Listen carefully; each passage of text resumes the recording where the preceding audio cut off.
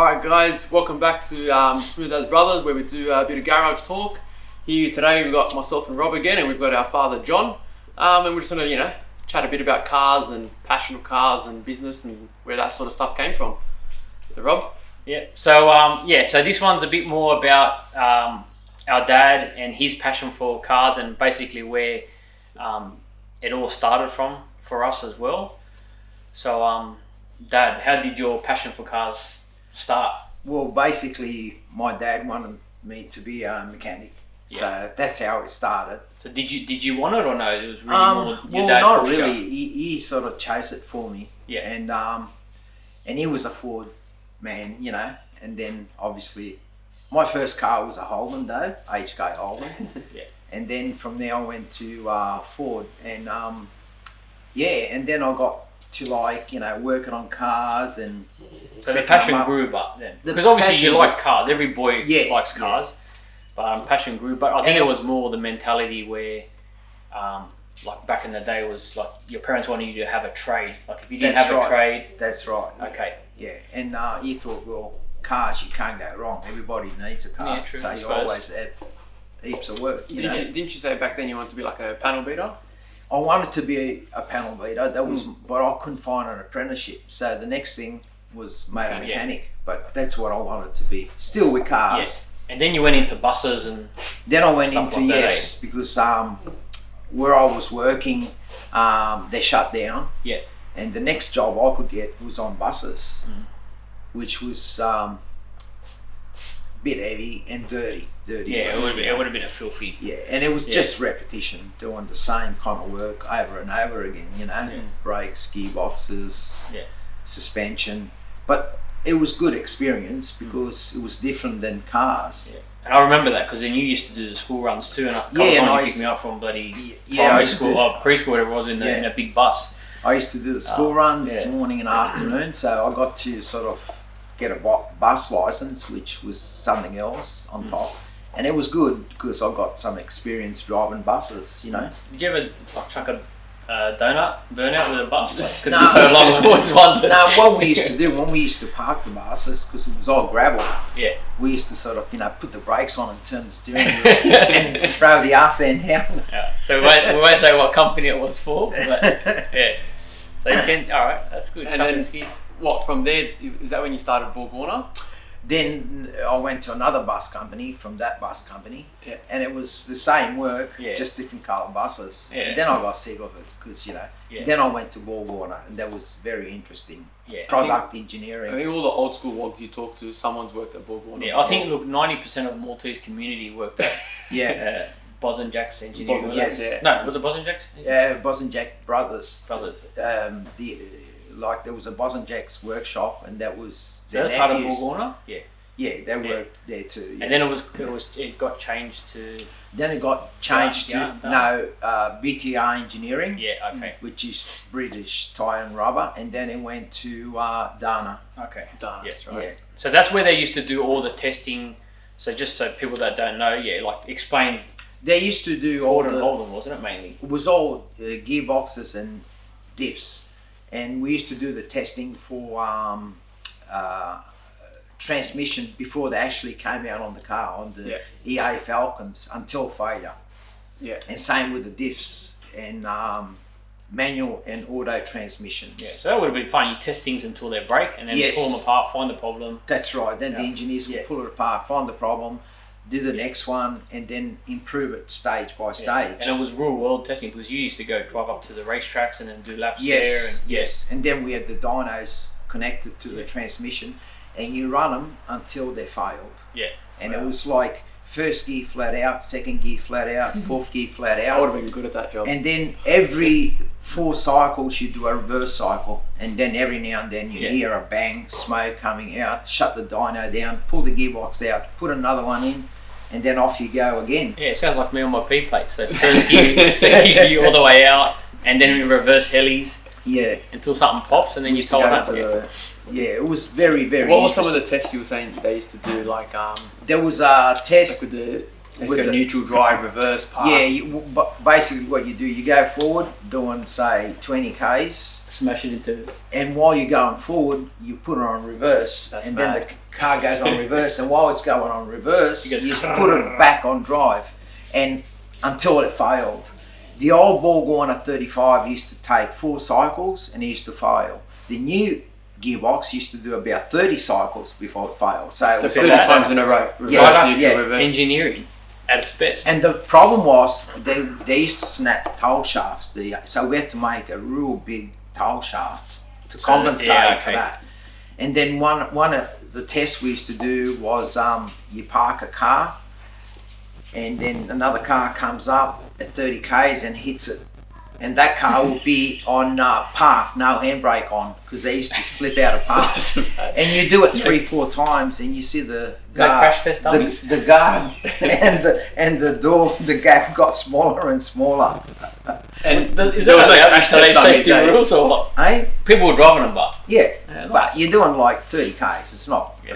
bad, and the other car would just go backwards, you know. And what was that to test it? If To it test holds in it. park. If Yeah, it holds it'll park. snap, yeah. Because a lot of people used to park their cars, never put the handbrake on, leave it in park. leave it in park, and I then do if that. you were a bit of on a hill and Yeah. someone went to park and gave you a nudge, that car will come out of park and will start And to take roll. off, yeah.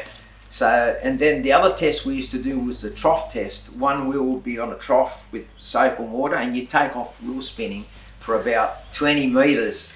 Single pegger, we call Yeah, it. see, yeah. And that was interesting because then you go back, do it again about 30 times. Then you pull that diff out and see what kind of beating you got, you know? So they don't do that testing these days. No. So we've all got boring jobs basically, and that was a fun job, really. One of the tests they used to do inside the factory, you have an axle connected to this arm, and the arm will twist the axle back and forward until it failed. But I used to get like 2 million cycles. Wow. So the Snap. axles, yes. Turns it from the hub. No, it turns like it from the Trying spline. to twist it. Oh, It's like okay. trying to The, twist the it. hub will be fixed, but the spline will have Yeah, okay. Twist back and forward. twist yeah. it back and forwards a little bit, you know, until it snapped. It's like you do with a Coke can when you Yes, until it snaps. but it will take like Yeah. heaps of cycles. And So, yeah, That's mad. alright. So going back to your first car, the first car was a HK HK four Oldham. door Yeah, column shift, or yeah, column shift, 3 on the column, and then when I bought it, I used to, you know, use a lot of oil, blow oil. So I said to my boss, you know, he goes, well, pull it apart, we'll put a new set of rings. And then I bought it out to 192 for my 186, remember? Big I had a little bit of an exhaust. Yeah, so that was my first. did you have that for long? I had it for about 3 years, I suppose. And then after that, you got the Cortina. Then I got the Cortina. Did you want the Cortina, No. or did your dad? I I've wanted SLR 5000. That was my car. And I so much wanted one of those. What colour did you want? The green. Green. Yeah. How much was that back then, the SLR? Can you remember roughly? Oh, look, my Cortina cost me about $7,000 brand new, but That was, and that Cortina was with the 4.1 litre 4.1, and it was a rally pack. Oh, was it? Yeah, it was a rally pack mine. Oh, okay. But I wanted the SLR, and the SLR, the second-hand one, was that much. Ah, okay. So my dad said, no, you don't Buy a want to new get a car, second-hand yeah. car, this and that. Anyway, I ended up with a Cortina. It was a good car, it used to go good, but, I mean, It's no Didn't you run that No at V8. the races? I remember. you yeah, saying I you went ran it. to on the quarter mile, and I was doing 16. I still got the tag somewhere. 16.6, I think. And then what they That's do? not bad for that back then. Yeah, what they do, Not horrible. you nominate a time, right? Oh yeah, okay. And yeah. if you go faster than that time, then Yeah. you nominate it, you lose. Yeah. At the last drag I did, I went faster, yeah, so I won, but I lost. yeah. But I was giving some cars a bit of a hiding back then.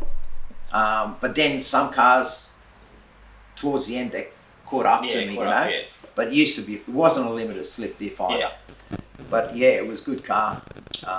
And then after you met Mum when you had the Cortina, Yeah, and then I remember there's a photo somewhere of the Except- mini. Was the Mini Moke the Mini Moke was Oz one? yeah, it was, And you painted that in the front yard, eh? yeah, we painted that. Old school. Yeah, we painted it. was a bus colour, wasn't it? Yeah, it was a bus red. red. Actually, it was yeah. close enough to the original colour that we got it.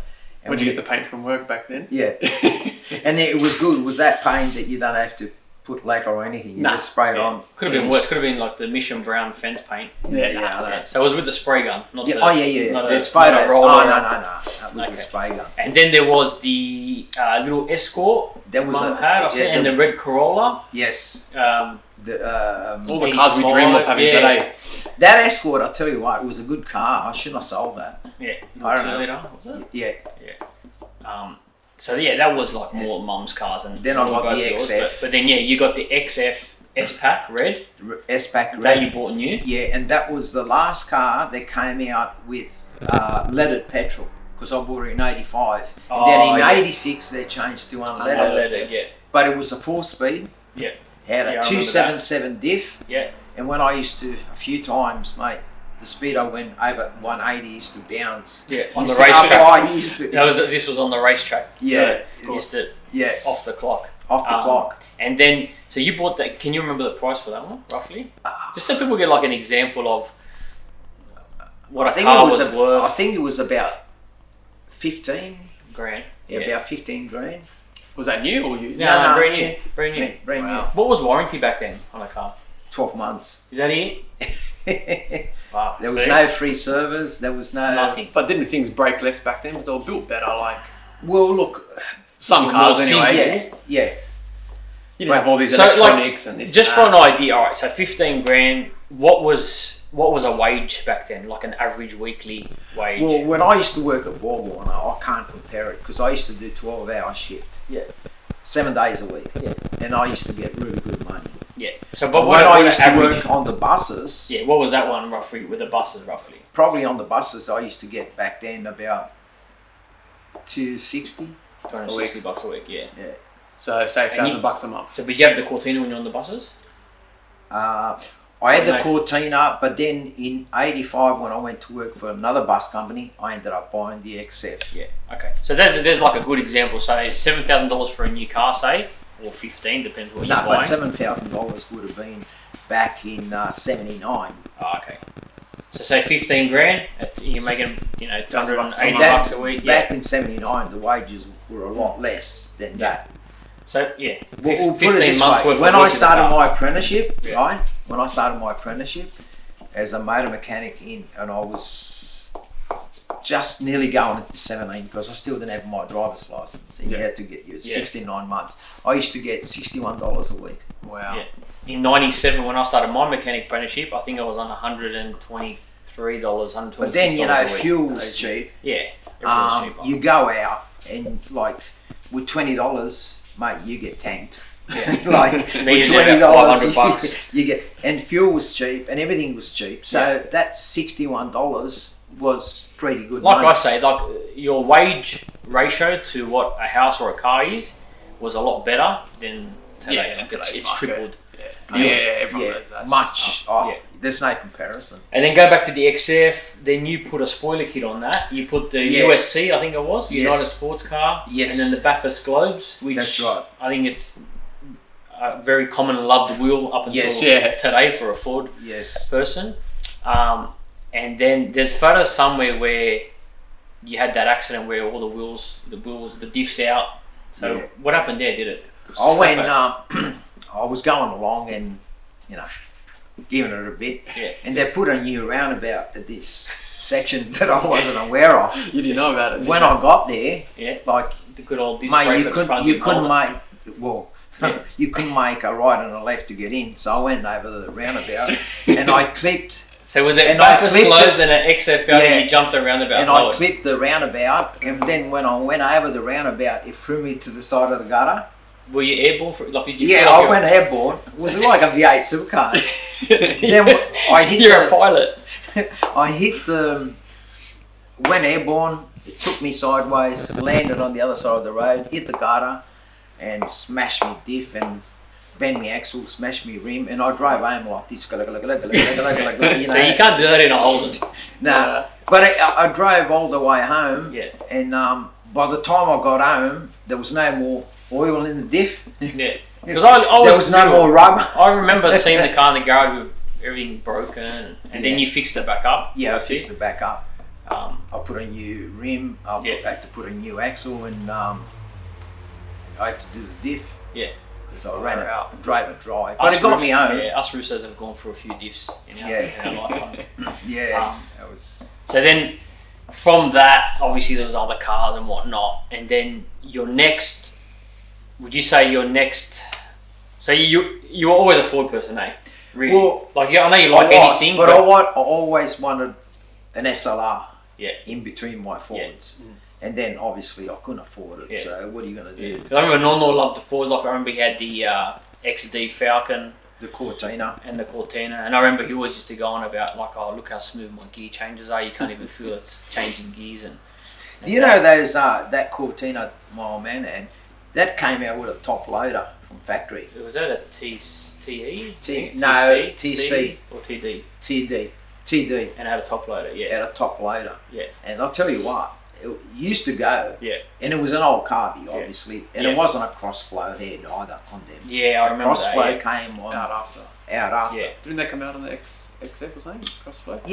Yeah, but on the Cortinas, Yeah, they went a crossflow. On the TE, they had the crossflow. But and for a carby car, I tell you what, it used to go. Ford RC. Suspension was a bit crap. Yeah. It was a bit ancient. Yeah. But yeah.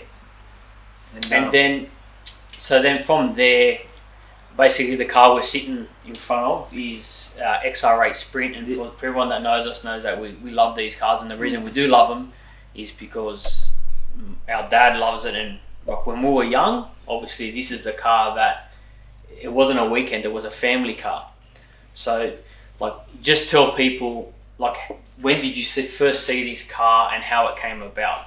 So you had the mower shop. I had a business, and one of my customers pulled up. And you remember you were young. Pulled up with this. This thing, yeah. And when this came out, I ended up buying a Ford Courier. Yeah, for work. Yeah, is that a red one? The red one. Yeah. And the guy that took us to get the salesman. I remember that. He took us on one of these. And I said, "Mate, I love this guy. How much is it?" It was a blue one. Remember? We yeah. sat in the. And he goes, and this is in '94. He goes, they're 49 grand. He goes, I said, shit, 49 grand in '94 was a lot of money. It's a lot of money, yeah. Anyway, I bought the Courier, and then one day this customer pulled up with this. Yeah. And I said, mate, that's the car I wanted, you know. Yeah. John Cashard, his name was, used to work for SX Trailers. Yeah.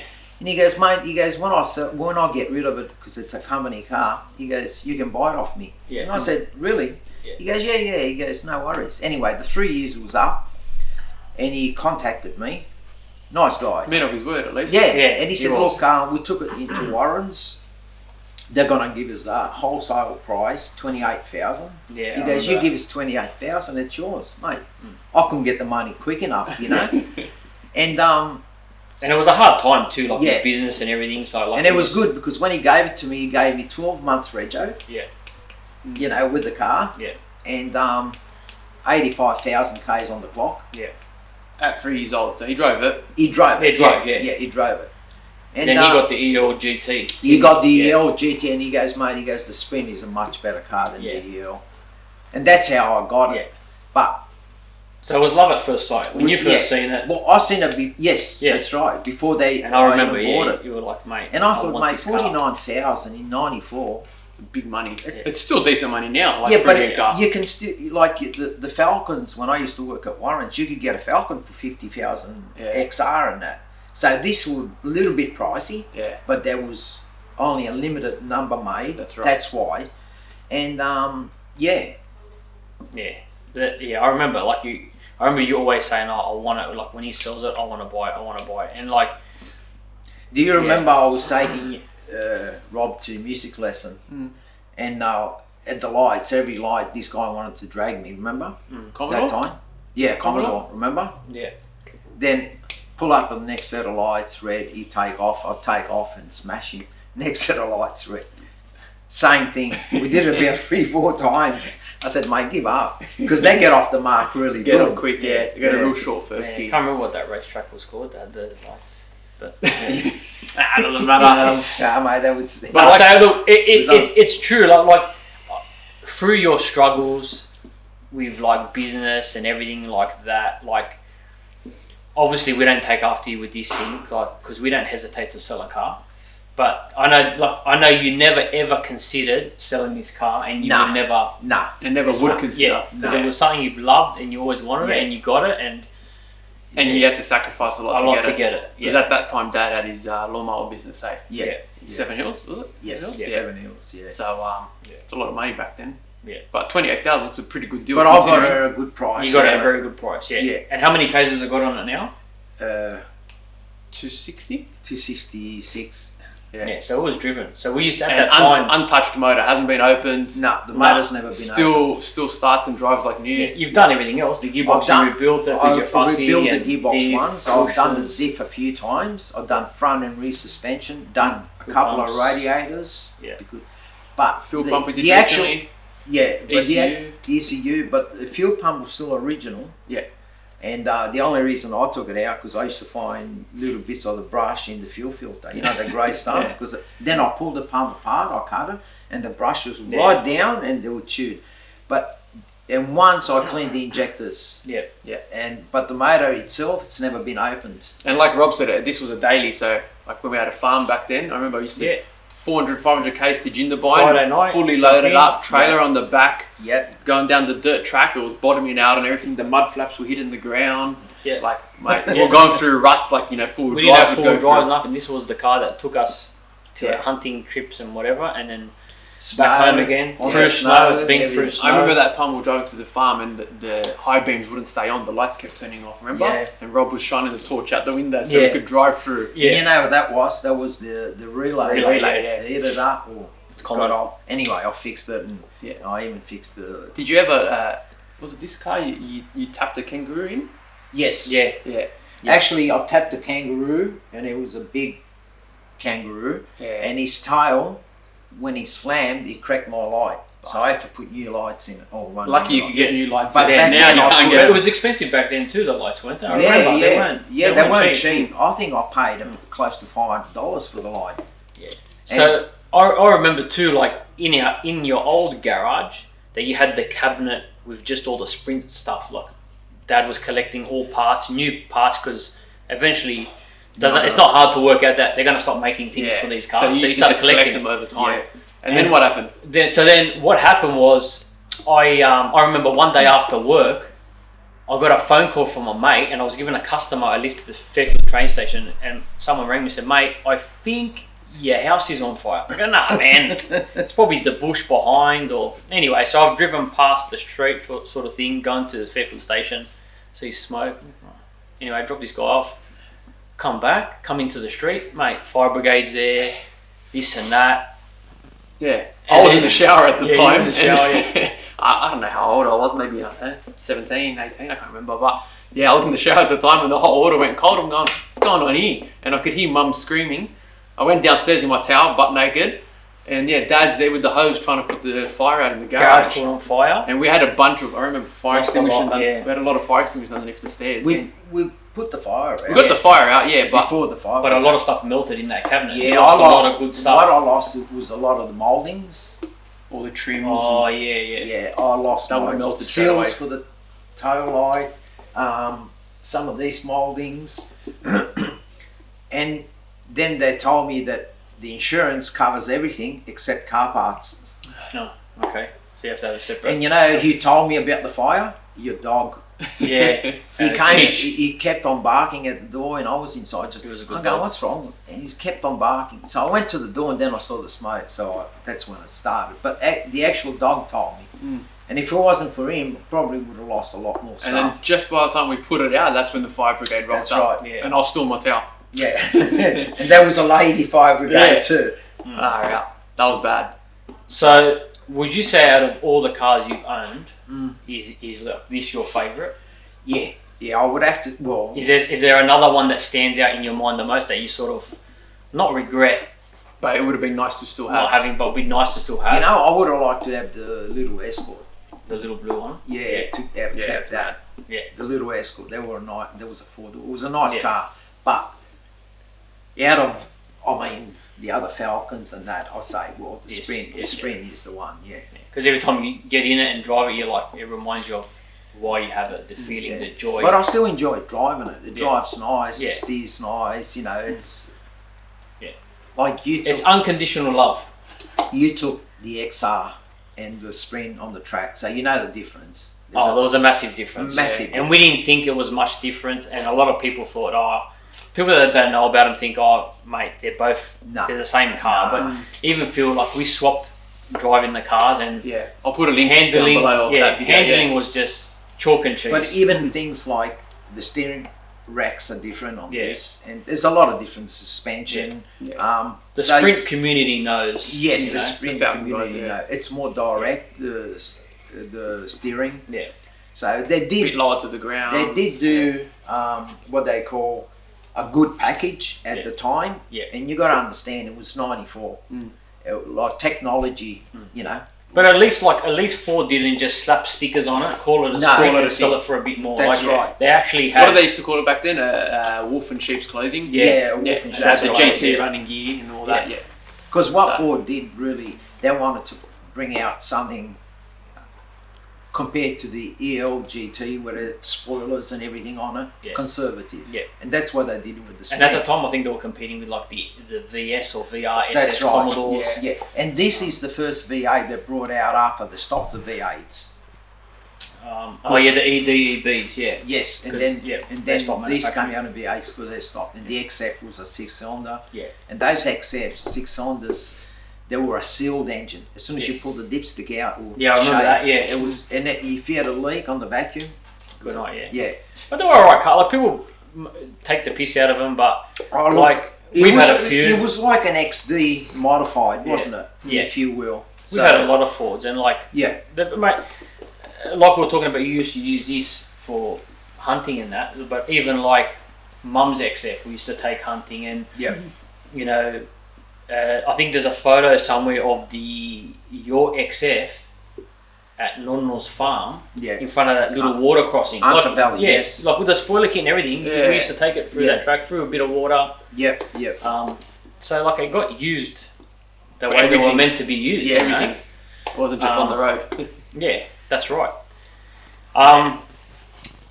So you're a man of many talents, and you've done heaps of, like, you've tried a lot of things in your life, in careers, like in security guard and investigator, mechanics and butcher, like a lot of things. Done and it then all. and then you've had a few businesses. Like, what do you think was your hardest time in your career or in business? You know what I mean? And yeah, what was your hardest time, you reckon? You know what I really ended up, or what turned me off the most? Working on buses. That sort of put Because off you the used trade to a bit. used to be really dirty. Yeah. You couldn't get the smell of diesel off you. Yeah. And when you touch something on the bus, there's so Just a much mess, grime and it was heavy work. And then after a while, you're doing it day after day, day after day. You think, This is not me. well, and the money wasn't as good. It wasn't worth what you wasn't No, worth what it you're wasn't doing, worth it. Yeah. Then I went back to cars. I went to Bourne and then went back to cars. And I think cars is a little bit more enjoyment Yeah. compared to buses. And how did you get into the small engines? Like what made you switch to that? Well, what happened was I used to fix my own mower. you Yeah. know. But it's like anyone. You're a mechanic, but you don't know about that machine, those mechanical side of it, Yeah. because they got governors and this and that. So I used to do little things, you know. Mm. Then I ended up getting a job with Mower City. Oh yeah, yeah. I remember that, And yeah. there was a few guys there who were really good. And they sort of trained me, you know. And then I thought, well, this is easy compared to I can do cars, this, yeah. you know. This is easy. So started from there, and then obviously So business came business up. came you up moved and into it, that, yeah. yeah. But that was run down, that business, a fair bit, wasn't it? You had to build that back up basically, because they didn't have a tarnished name when you first. Yes, yes. And I mean, I used to work hard. Yeah, well, that's it. You used to come and That's where our work ethic comes from, because I remember, like, you used to work hard every day there. 7 days a week. Yeah, 7 days a week. Plus, you would load the ute up, bring jobs home, and then work at home until like 11, 12 o'clock at night. So you were like 24/7. You'd sleep a little bit and then all over Start back again. again. just to catch up. Just to catch up. And how long did you do that for? That was a while. It was about 5 years. Yeah. So like, you know, what stopped you from burning out? Like you need. Well, look, You burn yourself out like that, you know. Yeah, but back when you're young, you don't feel it. Yeah. You know, you can do it. But as as time goes by, then you think, well, you know, what kept you going, but Why am I kidding myself? really, it's motivation.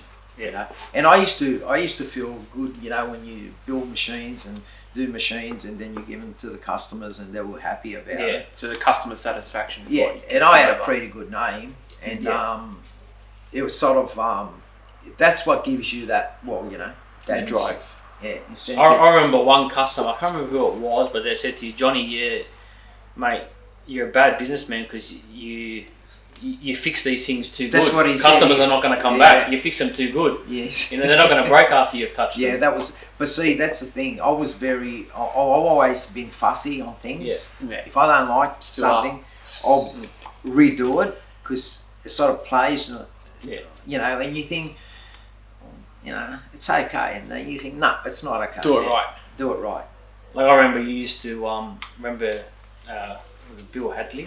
Yeah, He used to, because he was retired and he liked tinkering, so you'd give him jobs to do and yeah, there'd be little things you'd have to fix up, but yeah, like it kept him happy. yeah. You saw the smile on his face, but then You couldn't let it go. you touch You it had up you to had make fix it, Yeah. you know.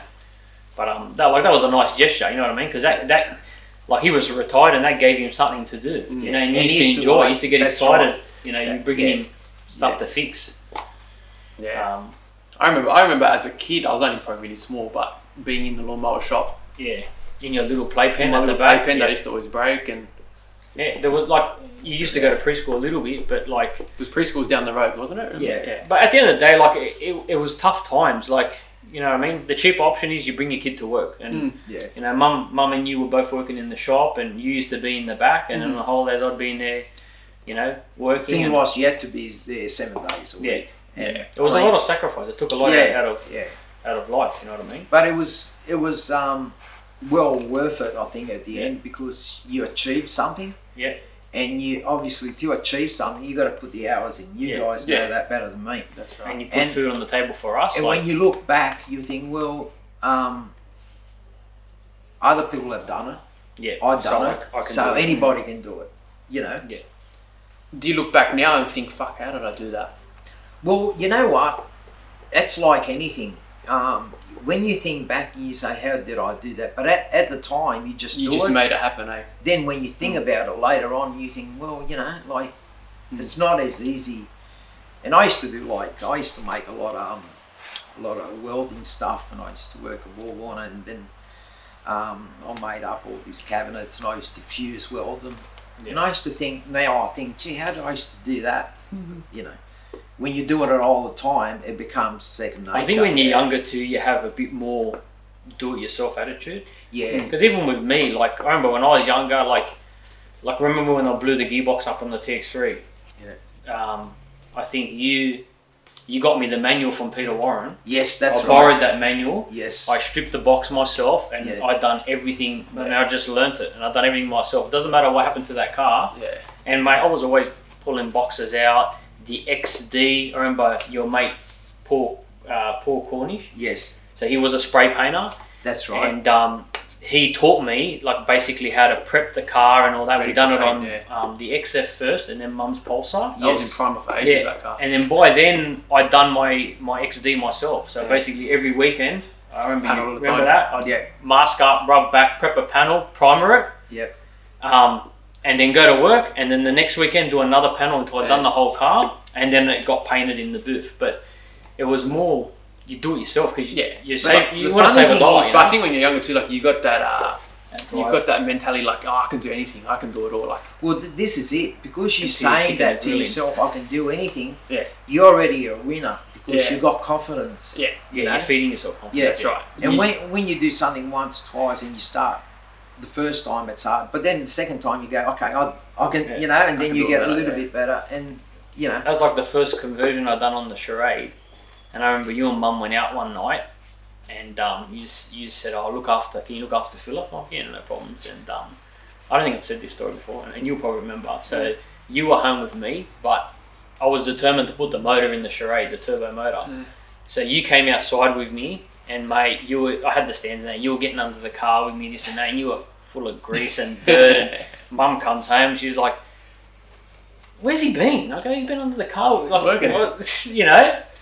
But yeah, you were getting right in there with me.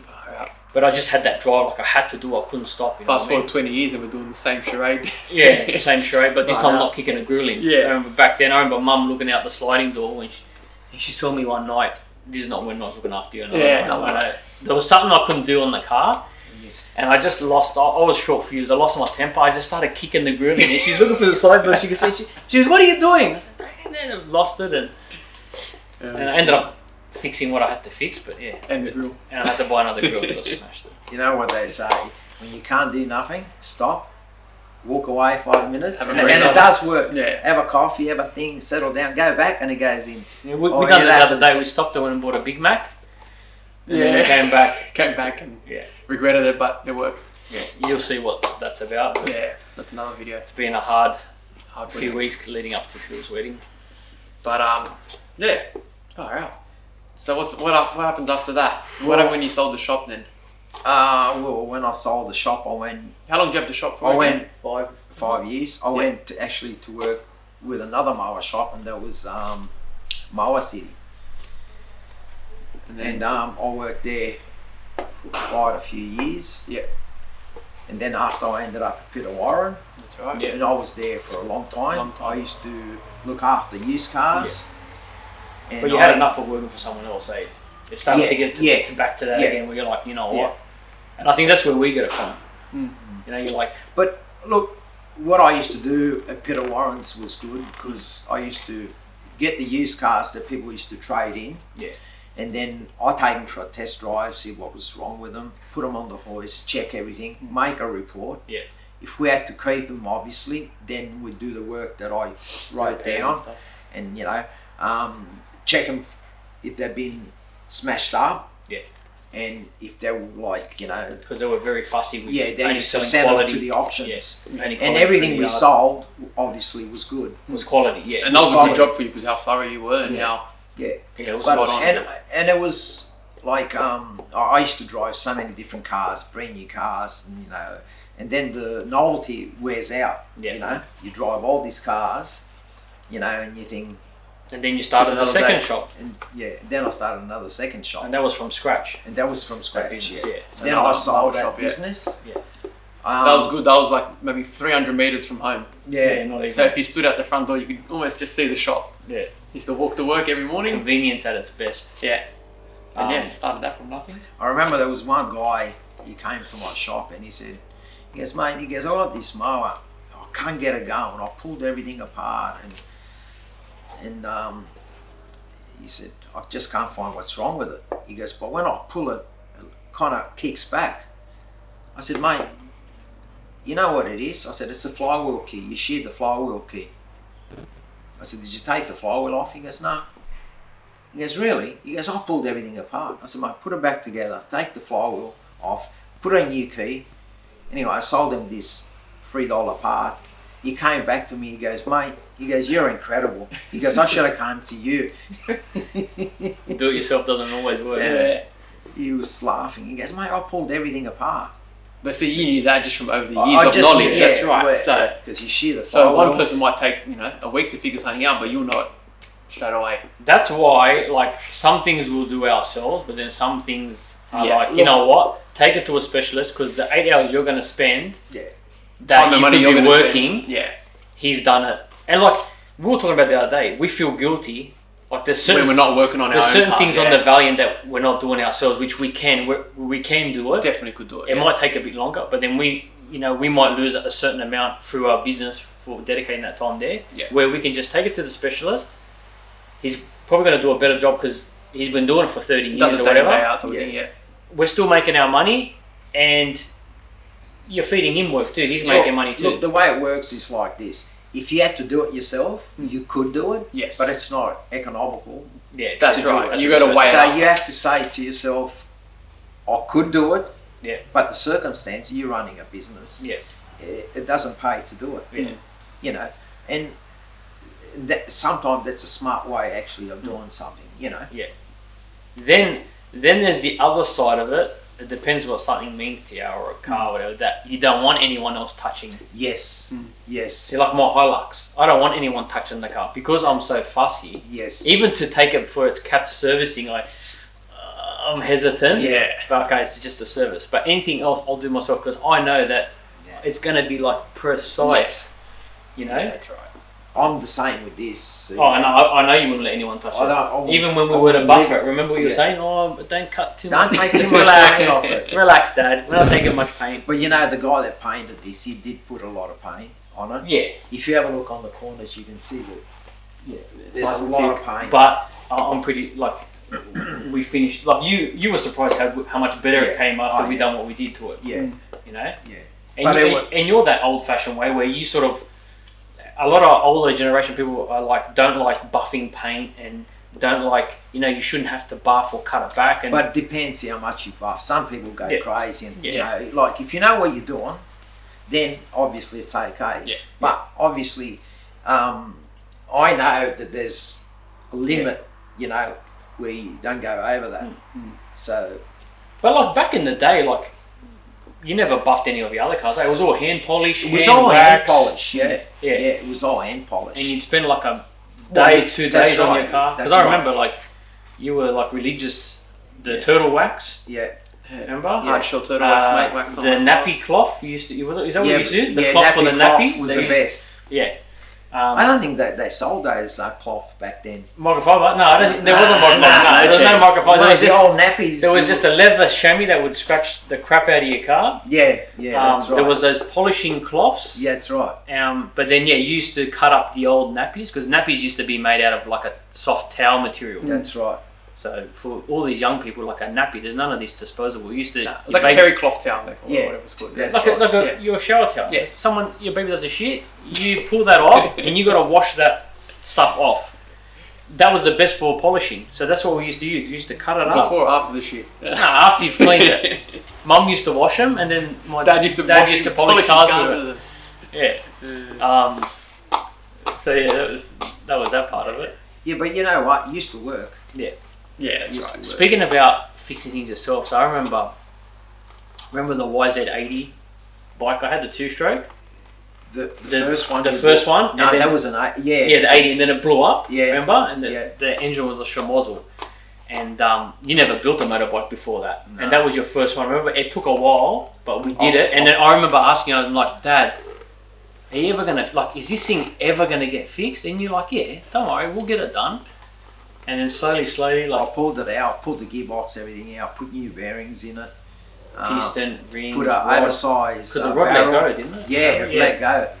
And that thing was a machine afterwards. It was a machine afterwards, yeah. And that was the first bike I ever actually done, Yeah. But with determination and you got it done. And it was like, okay, just when you're pulling things apart because you've never done it, you put everything in place, so you know where everything goes. Like if I pull up something that I know, mate, you can put those parts in a bucket. By looking at the bolt, it doesn't matter. I know where it goes but when something new, that's how you know yourself. You say, okay, how's it go together?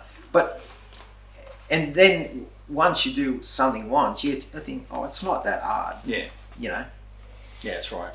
But I think you lose your patience a little bit as you get older. Yeah, I think so too. Yeah, I think so. I haven't hit that.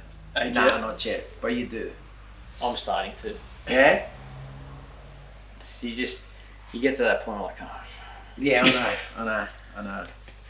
But you know what car I really used to love, and I still do? The Dino 246 GT. Oh, yeah? And they used to be in a show called The Persuaders with Tony Curtis and Roger Moore. Yeah. Mate, I'm in love with that car. With that Ferrari. Dino Ferrari? Yeah, Dino. Yeah, 246 GT. What colour? Red. Yeah, red. Red would be the... Would you sell this for that? Nah. No chance, mate. Okay. Would you sell this for an SLR? It'll have to be this and another. Okay. No, I couldn't sell this. It's got too many good memories. So you'll never sell it. Don't say that to that to Mum. This and another car. But even our mum has been a car enthusiast, eh? Like Mum's had a couple of nice cars. Nice club. the WRX, the WRX, XR6 Turbo, STI, SS Commodore. Yes. oh, the XR6 Turbo, remember? Yeah, SS. Red Line. The SS Red line, Red yeah. Line. Golf R. Golf R, yeah. Golf R. Yeah. And she's always had an exhaust on them, or Yeah, big wing yeah. on the Falcon. She wanted, so she's always been into her cars. The Rexy we put was it Nvidia? Nvidia. Nvidia exhaust. Yeah. Like, fucking shit. Yeah, it's alright, put exhaust. But you know what? People talk about cars, but you know, you think about it. Without cars, you'd be stuffed. You can't do anything. Yeah, well, that's right. So really, cars are a big part of everybody's life. It's gotta therapeutic too. Like trucks, and you need, transport. So cars are really a big part of everybody's life. To some people, cars are just cars. It's just A to B. But- and then there's people like us that like to, modify and make them a little bit like yours, or like, make it yours. Like make it yours. We'll make it a bit faster with a better exhaust or whatever it may be. Yeah, but even like with the full drive community, like I just went away now, and like I was so happy. Like even my mate Pete, we're like, man, look at this. Like we're living out of our utes. Like, yeah, you got your fridge and your solar. And I've built this. This is, when you drive, you just got that pleasure, that satisfaction of. Some people don't understand that, but some people do understand it. You know what I mean? It just gives you that feeling. Like even with motorbikes, when you're riding, it's just you, the bike. It's just. But you know what's funny? Because obviously when you were young, you used to modify your cars, yeah? Yeah. You used to put exhaust. But it was body limited kits. what was available. Yeah, but you used to modify, yeah? Yeah. Now, when I modify my car, you ask me, why are you doing all this shit for? Yeah, leave it standard. Yeah, but you going overboard, mate. Nah, just a couple of things. But I was just saying this to my car, and he goes, what are you touching off for? Mate, you used to do the same He thing. said to me, he used to go, why every car you lower it? Yeah. You know what I mean? See this? That's Standard not height. allowed to be lowered, No. mate. Otherwise, it's not a sprint anymore. And when I did the suspension I'm gonna on drop it this 4 again, inches on 20. I actually measured it by the book and was within specs, obviously. And I thought, Our sprint was about 3 inches long. yeah, I know. Yeah, mate, no standard height here. But yeah, so what happens over time? You just don't want to modify cars. You just like them. What it is, I think, is you can do certain things, but Not extreme. obviously, I wouldn't go and doing things on this car. Nah, I Because would. see what I'm- you reckon the car. Well, look, you want it the way it came out of the factory, right? Yeah. More or less. The only thing I actually did put the bonnet scoops out of the ELGT. Hey, mate, Everyone makes a bad decision in life. No, that's no, your no, one. but that was Fucking just bad decisions, anyway. But I wouldn't. Nah, sort I think of- because there's certain cars like this that people go, but modifying them doesn't get you any more money out of it, but it actually No. devalues it. Cars like this, the more standard they are and the more original, the more they're worth. See, if I saw a Sprint down the road and I say, oh, look, the guy's changed the wheels. Oh, look, the guy's lowered it. You know what I mean? Yeah. Cars like this, okay, you want to keep them, and then something else, you can add on, modify it. But certain cars, like if you had a XY GT, wouldn't you like it to be more or less the way it came out of the factory? Yeah. Debatable. Well, look, If it was an original, yes. Yeah. that's what that's what I'm saying. no, of If it was course, an original, Yeah. you want it. Oh look, Yeah. and then Yeah. somebody that knows about it and sees it on the road, But if it wasn't original, they're gonna go, oh mate, If it was a replica, yeah. Yeah. if it's a replica, it's something yeah, different. you can cut it high. But at the end of the day, you know get what? It's their car, they do what they want. Yeah, I know. Yeah.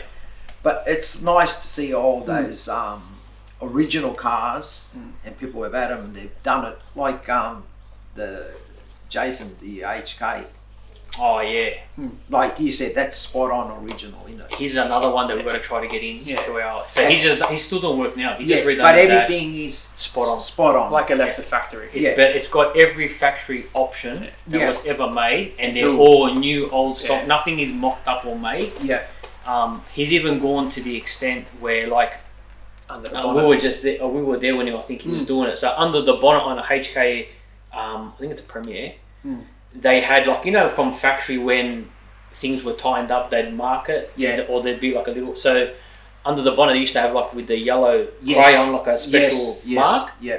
Um, With a marker, they used to mark Yeah. every bolt. So he's got that marker, and he's studied it, and then done that Exact mark. exact same. And he had one chance to do it, and he's done it spot on. Like even the hose clamps, like Yeah. that thing is next level, and Yeah, people it's would love to silly. see that. Yeah, it's crazy.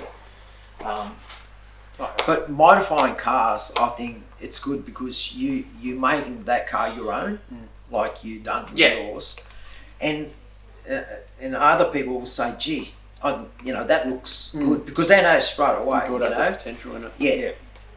And obviously, there's cars that you should do them original, and there's cars you can do that. I mean, these days there's a lot options out there. Yeah, there's endless. So much you can. How much money do you want to spend? Yeah. At the end of the day. Yeah. And that's good, because then you make that car your own. So is there another car you'd like to add to the collection? Yeah. Like, is there something that you really want? I like the MGB 72 model MG. Oh, okay, yeah. What colour would you want that in? The one I saw that looked really nice was actually yellow. Okay. And red and yellow. Yeah, yellow, but it looked really nice. And it's not a fast car, as you know, but I like the shape. Nice cruiser. Yeah, and that's a nice cruiser. And is that a convertible? Yes, you can get a convertible. Yeah. But a 72 MGB, and the Ferrari maybe, who knows? Dino 246 GT. I don't even know what they're worth at the moment, the Dino. But because they're so old, they'll be worth a fair bit of money. Yeah. But the SLR will be the next car, I reckon. Yeah. SLR 5000 in the green. Lime green. Yeah, green's nice. Yeah. Green's very nice. It suits that car actually. Yeah. And as you know, later on they brought it out on cars. Yeah. And you know what? It doesn't suit these new cars as good as it suited the Toronto. Stood out. Yeah. It stood out. So, what the question I wanted to ask you? What did you think when I said I wanted to be a mechanic? What was your first thought? I thought to myself, don't do it to yourself. Yeah. You know why? Because, look. Still did it. I remember that. You know what's the problem with being a mechanic? They're underpaid. Yeah. Everybody needs a car. Still to this day. You've got a big responsibility because, you're doing brakes and that. Wheel safety. But yet, we don't get paid for it. And then, people that work in an office with bugger all, don't go to TAFE and learn all these things. They're getting more money than you or the same money. Yeah. And you can pack shelves and get good money. You smash your knuckles, as you know. You get cuts. It's hard. Something doesn't just fit in there. So you got. Yeah. But the money's not there. And I thought it's a good job, but it's not. I think that's the mentality. Maybe these days it's changed a little bit, but I think it has gone up a little. It has gone up. But I remember when I was an apprentice and I was earning whatever, and then my mates were labourers earning double. Yeah. I know. Look, labour is a hard job. You know what I mean? But trades, plumber, whatever, and I'm like. Yeah, but to be a labourer, you don't have to go to TAFE and learn anything. No, you study 4 years to. Yeah. I think when I was qualified, I was getting $400 or something. Crazy. Not even $380. Lucky I kept it as a hobby. I didn't get into mechanics. Yeah. But you know what? You get satisfaction doing something. Yeah. Being a mechanic. Well, Phil's not a mechanic, but he knows a lot. Like he can do a lot himself. And when you go to TAFE, you know yourself. You've got to learn all these formulas and stuff, and they come in handy because when you're doing something, you've got to get the right clearance. Otherwise, I think the old thing back then, if you're a mechanic, it's because you didn't want to continue on at school, and mechanics were all dumb. But little did they know that. You didn't want to say there was a lot of formula and. You had to learn. I remember back then, people would talk about a tolerance or something, like people that weren't mechanics, and I'll be like, "Oh yeah, that's 40 thous, 1 mil, blah blah," and they'll be like, "How do you know that? How do you know that? We do all these every day. We're not dummies." You know what I mean? Well, they say, near enough is good enough. And you say, well, if you're building a bridge and it doesn't make it to the other side, near enough is not good enough, mate, because the bridge will not make it. And when when you're doing clearance on the big ends and that, if it's too tight, the crankshaft is gonna. If it's too loose, it's gonna rattle. So there's near enough. Yeah, not. When you're doing piston rings and stuff like that. There was a saying somewhere that, mechanical engineers. So if it was up to the engineers, a car would never leave the production. Because they always want to make it better. They always want to get it perfect. Yes. You know what I mean? And near enough's not good enough, like you said. Otherwise, if this was near enough built, well, then it wouldn't have nearly 300,000 Ks. Yeah. And all original internals are running perfect. Well, that's that saying. they used to say near enough. He goes, if you're building a bridge and doesn't make it to the other side, is it? We do. I like that one. Is that good enough? But I mean, look, in some things, near enough is good enough. You know, if you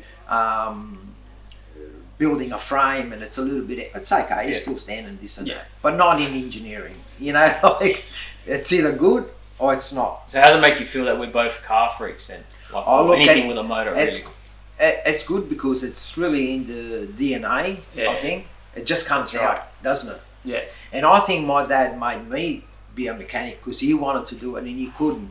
You reckon? Yeah, because he liked cars. My dad. I remember that. He loved cars. Yeah. But his days were different. You couldn't go TAFE and this and that. So I think but it must have been in him and then in me and then so forth. And I think if you get enjoyment out of what you do, that's good enough. Yeah. It's no good being a doctor when you don't like being a doctor. No, that's right. It's no good being a lawyer when you don't like being a lawyer. You know what I mean? Yeah.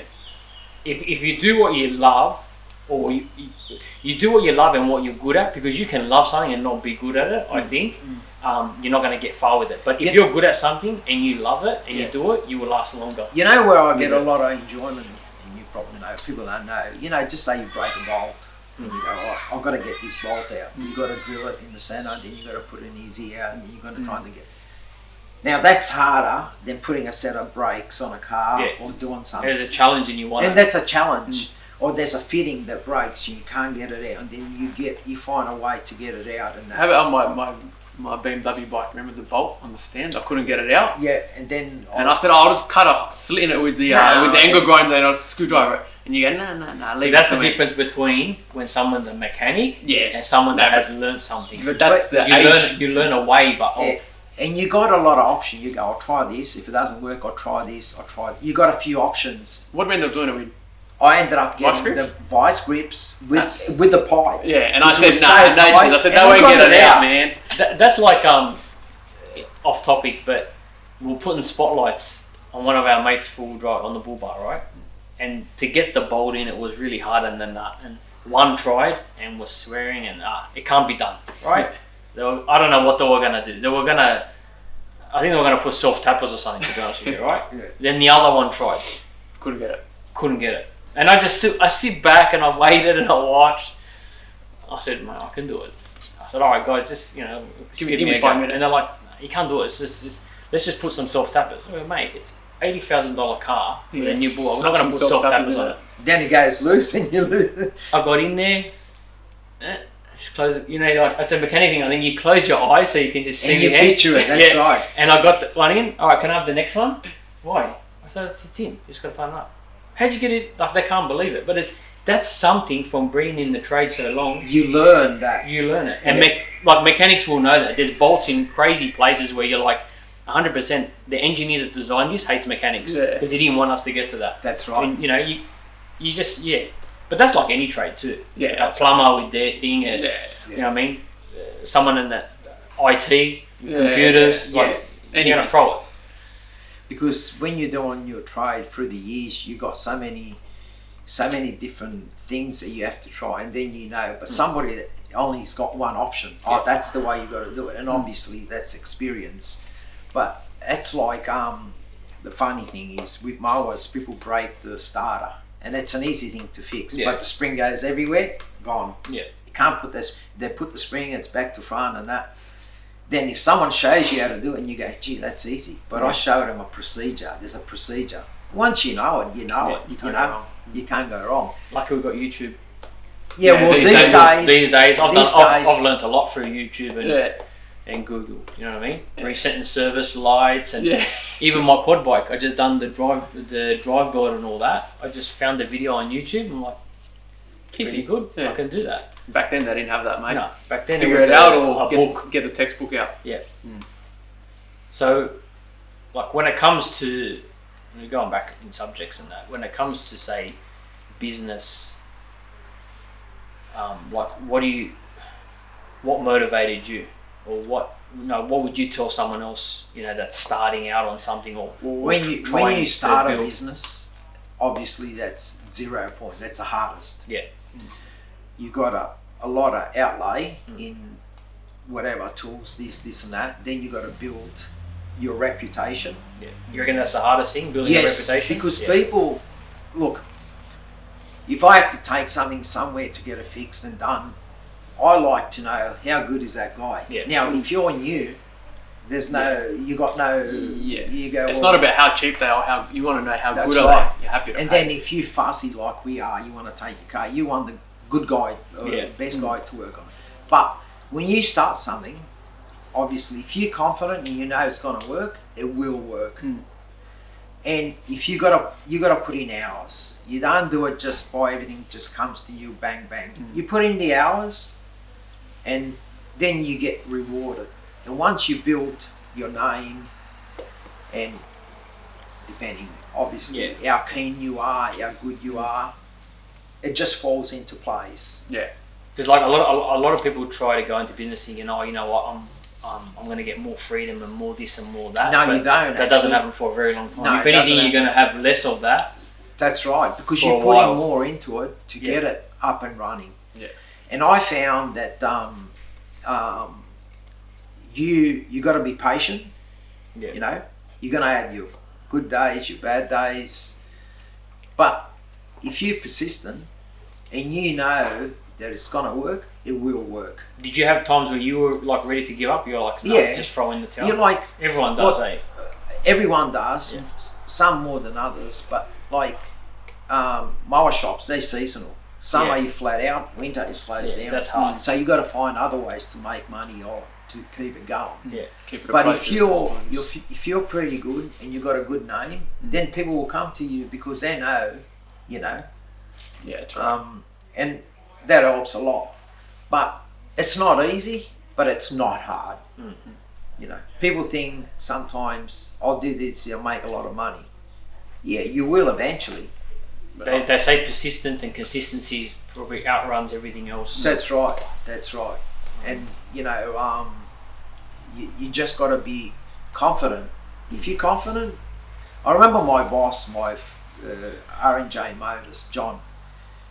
He used to say to me, mate, he goes, if a plane lands here, I'll pull it apart and fix it. And I used to say, why? He goes, because it's all nuts and bolts. He goes, remember that. Everything is nuts and bolts. He goes, if a plane lands here, I'll pull it apart and fix it.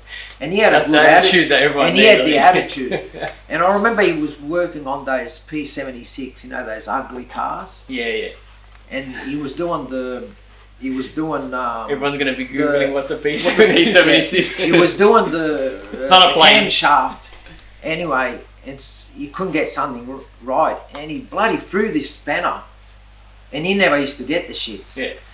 Then after, you know, he went back to it and did it. I said, John, what happened? I said, you told me you could fix an aeroplane. He just laughed. Yeah. He goes, that's why I walked away. He goes, when you can't do, if something doesn't work, he goes, don't keep doing it. You smash your knuckle, you break something. Yeah. He said, walk away. He had a cup of coffee. Then he went back 2 hours later, bang, and he did it. And I thought, you know what? That's a good thing that you learn, because the more you persist, the less you advance. That's what I learned when I done. So for people that don't know, like my apprenticeship. So I got my apprenticeship. Was one of my dad's mates, Silvio, high class mechanical, Silvio and Eddie. Yeah. And I went there for work experience, and then I had a second round of work experience. I went back there again, and I was confident. I was like, all right, so have I got the job? And he was like, mate, we haven't talked enough about a job yet. But anyway, I got offered the job, and I learned so much there, and that's what I learned, like, because like Eddie was really good at stuff, like he had a lot of patience. And, that's right, he had a lot of patience. patience. He taught me that, like, if you can't get something, just leave it, walk away for a bit, go do something else, and then come back, and you come back with a fresh mind. Yeah. And I think business is like that too. You know, Yes. there's been times where we're stuck and we're like, why can't we build traction with this? What, you know? And even like with this stuff we're doing now, like keep going back to the drawing board. Oh, let's try something else. And eventually you're going to hit it. That's right. You're going to hit the nail on the head. But see, that's the thing that a lot of people haven't got. If you haven't got patience, especially being a motor mechanic, if you haven't got patience, don't do it. Yeah, no. Don't start Don't even start. you need patience. Yeah. And patience, I think, it's not for everybody, okay? But that's one key thing in business and in maybe like a panel beater, fixing power tools, you need patience. Yes. You know, you pull power tools apart and wires everywhere, and you've got to put them in the right spot. When you put the casing together, if they're not on the right spot, that casing isn't going to fit. Now, if you haven't got patience, you have to do something maybe 8-9 times before you get That's it Even right. these sparkies that do all these big switchboards and that, like you open them up and you're looking like, oh my god. But to them, one of my best mate Alex was telling me the other day the same thing. He showed me a photo. I'm like, why is everywhere? But you know what? But to him, he goes, no, but you know what? That's easy. That's like I said, you can pull something apart that you know, put it in a box. You know, Jumble it all up. Where's that bolt? And the same thing with that. But you need time. That's right. It comes with experience. I think another hard thing too is separating your personal life with your work and because business. you can't think of certain things while you're working. Because it affects you. Like It you does. could have a bad time with family and girlfriends and this and that, but then you got to go to work the next day and work or business the next day. You need to sort of push that aside and focus on what you're doing at work, and then vice versa. But it's hard. It Like, is I hard. know, like when you come into the house when you're finished and you know you're just doing whatever you're doing around the house, but you're still thinking about that part you couldn't get right or that lawnmower you couldn't get right. And same as you. I have dreams about it. Yeah. I have like a nightmare, and I'll be waking up in the morning dreaming about like the gearbox on my Triton that I tried to fix it when. From the start, you're like, just go Wreckers, buy a second-hand one, throw it in, you know. But my mentality was like, nah, there's something wrong with that, and I want to find out what it is. Was that right part? Yeah, I should have done that. Thank you. You know. We don't have But you know much what luck with happens automatic too? gearboxes, huh? If Huh? you're, Don't have much luck with automatic gearboxes. No, we don't, man. Tried This in is the Jimny, third one now. Now this one. but you know what happens too? If you're not with the job, sometimes that's happened to me heaps of times. You go, shit, did I tighten the big end on that piston? You just put the motor together, but you can't remember if you did or not. Yeah. And you know, if you didn't, and you go, bloody, I'll pull it apart again. Just you to go, check shit, it. I did tighten it, but I could not remember doing it. Yeah. Because your mind Is it was somewhere else. Yeah. And you It's do no it good. automatically, Yeah. but you don't remember doing it. But then if you didn't do it and you start her up, you know, so you go, and then you get the shits with yourself. Same thing with us. Like if people are talking to us or on the phone while we're working, and then you get off the phone and you go, fuck, did I just tighten the customer's wheels? And then That's right. Go double check just in Yes. case. Always, yeah, we always. Yes. Did I coat this panel? Check it. Yeah. Yeah, so yeah, you're right. Your mind's got to be with it. Otherwise, you just, mate, you don't get anywhere. Yeah. Sometimes, like with a car that we're doing like a fine finish, like even that white Beamer the other day, which like that cutting pass, like it looked good to the normal eye, but to get extra gloss, like so because I kept stopping, like I'd just dab it with polish. So then I'll know that okay, there's still a dab of polish. I know to me, I still got to do that. Yeah, little tricks of the trade. Yeah. You know what I mean? But yeah, separating two is hard. But anyway, But what makes you guys enjoy cars? Like, is it it's in you, or you just? No, it's always been in us, but I always loved old stuff, doesn't matter what it is. And like with our trade, what I enjoy the most is the outcome. Yeah, surprising a customer, like something that they don't think it could be look that way. Restored, yeah. Yeah, we make it look that way. You know what I mean? Even silly things like, you know, a little part on the interior that they thought, oh, that's no good. You know, and you'll scrub it and then we'll keep coating it with, you know, the conditioner or whatever, and then you get it back up, or a steering wheel, or you know what I mean. There's been times he's fixed steering wheel for them. They're like, oh, I was just gonna get another one. I didn't even know. That's the satisfaction for me as in work. Yep. And to see the smile on the customer's Yeah. face. But cars in general, like the full drive, I get the satisfaction that I can go away, I use it, and like I've built that car. That's with me. And then with the Valiant, for instance, it's just I love driving it. I love seeing like the smile on my kid's face when we're cruising and stuff like that. Even just like when other people see it, and you know they're thinking about, oh, back in my day that was like a new car. Or Yeah. yeah. I took the Valiant. Sorry, I took the Valiant to my mate's in-laws, and they loved it because they were like, oh. Like she was like, oh Ed, do you remember this? You remember this car? Do you remember these? You know, like they'd be like, yeah, I used to drive one of these, and they get in it, and straight away the first thing they say, oh my god, that smell! Like that's another thing too. Like each car, like has its own scent. Every XD, XE, XF smells the same on the interior, and you remember that smell. It takes you, it takes you back. You know. But it is true, when you see old cars, people at the lights, they look at it, don't they? Yeah. I've had people in front of me, they're looking at that car, mate, take off. The lights are green. Yeah. And I understand. You know, You get in a trance. Yeah. you go in a trends. But it's not. They're not just thinking, "Oh, that's nice." They think back in the future, back in the past. You know, when they used to see them around brand new, or when they had one. It brings memories back to them. And you know, today when you see cars like that, you do appreciate them. Back then it was like another car. Everything was another car. Yeah. You know. And there's a lot of people out there like us that love cars, and you know. And there's a lot of people that say, "Oh no, it's just a car." Just a car. Yeah, it's just transporter. That's it. A to B. If you don't know, you don't know. Yeah. That's it. But anyway, All right. we'll wrap this up, I guess. Yeah. I don't know how long it's been, but it's been a long one. Thanks for joining us on our I was good little to garage talk, chat. and maybe some people will take something, Yeah. you Take from know, it. with them, and That's our goal, for someone to take something away with it, whether it's about their business, their personal life motivation, a car that they've had sitting in the garage and they keep saying, I'll get to it. You know, if it gives you that push to get in there and make it happen. That's it. one last thing. What's the next car you guys are getting? We don't know yet. Don't know. Let's fix We the don't one know that- until we get Let's it. fix the one that just broke. And We then- just bought something this morning which surprised Pete behind the camera. Oh yeah. A videographer came out and he sees What's us. that? That's ours. He just bought it. I don't know yet. I don't know. Whatever comes up, I guess. Whatever catches our eye. People keep asking us, are you going to sell the Valiant? I'm like, No, that's I don't. Like, you know. there'd have to be a good reason for it. Yeah, You know what I mean? but you know what? You'll sell it, and then you say what you said before. I shouldn't have done it. How many times have you said He'd that? sell it for a VK, Yeah, I'd sell it for a VK. and I'd sell it for an XD. Okay, well, if you replace it, it's not. Yeah. It's okay. Well, we'll see what happens. Yeah. Oh. So anyway, we've got to go and tell our missus what we just bought. So thanks for watching. See you on the guys. next one. Thank you, guys. That's it. Love you.